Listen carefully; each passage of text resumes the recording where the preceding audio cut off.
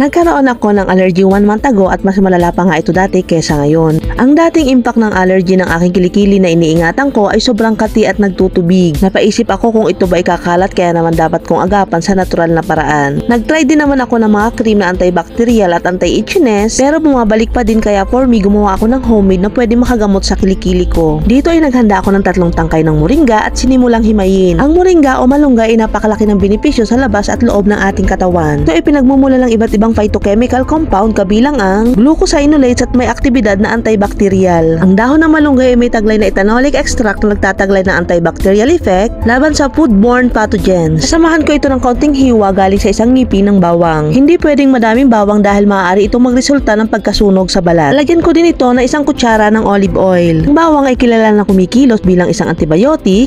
Isa din ang bawang na may malakas na antimicrobial agent at gumaganap bilang inhibitor sa parehong gram-positive at gram-negative na bakterya. Ang bawang ay kilala din sa 100 beses na mas epektibo kaysa sa mga pangkaraniwang pharmaceutical antibiotic. Ang olive oil ay may taglay ding antibacterial properties na maaari pumuksa sa mga nakakapinsalang bakterya. Kaya naman hindi ako nagdalawang isip na pagsamasamahin ang mga 3 sangkap na ito. Saan ko nga ba nakuha ang allergy ko? Nakakuha ko ng allergy sa pagkain ng hilaw na isda at mga pagkain gawa sa buro. Mas lalo nga tumitindi ang allergy ko lalo na kung over na ako sa pagkain ng malalansa at maalat na pagkain. Tulad ng bagoong, patis, itlog, balat ng manok at madami pang iba. Ang 3 mga sangkap na ito ay dudurugin ko ng gusto sa aking mahiwagang lusong hanggang makuha ang katas ng moringa at kaunting piraso ng bawang. Kitang-kita nyo naman na mapula at medyo natutuyo na ang aking kilikili. Ang kagandahan pa sa sangkap na ito bukod sa unti-unti nito napapagaling ang allergy ko ay kasabay nito ang hindi pangingitim ng pinagsugatan. Ang ginagamit ko lamang na sabon sa tuwing maliligo ay mild soap o di kaya naman mga baby soap. Iwasan muna ang matatapang na sabon dahil magre-resulta ito sa lalong pagsusugat ng kilikili. Ang pag-a-apply ko nito ay normal at banayad ng pagkakadampi at parang gamot din ito na iniinom 3 beses sa isang araw. Katapos ko may apply, itataas ko muna ang kilikili ko ng 1 minuto saka pwede ko nang ibaba. Ang tanong, binabanlawan ko ba ito once na mailapat at mai-stay ng ilang minuto sa aking kilikili? Once na ito ay may apply ko ng 3 beses sa isang araw ay hindi ko na ito binabanlawan. Halimbawa, nag-apply ako ng umaga at katatapos ko ng maligo at that time, siyempre ito ang ilalagay ko. Sa tanghali naman ipapatungan ko lamang ito at hindi na kailangan banlawan. Sa gabi naman ay nandyan na ang paglilinis ng katawan ko at dun ko pa lamang babanlawan ulit ng mild soap, then saka ko a-applyan ulit. Kapag gumagawa ako ng ganitong ingredients ay pwede itong gamitin hanggang 2 araw. Ipipreserve ko ito sa malinis na lagayan na may sealed na takip at ilalagay sa refrigerator para maiwasan ang pagkasira. 100%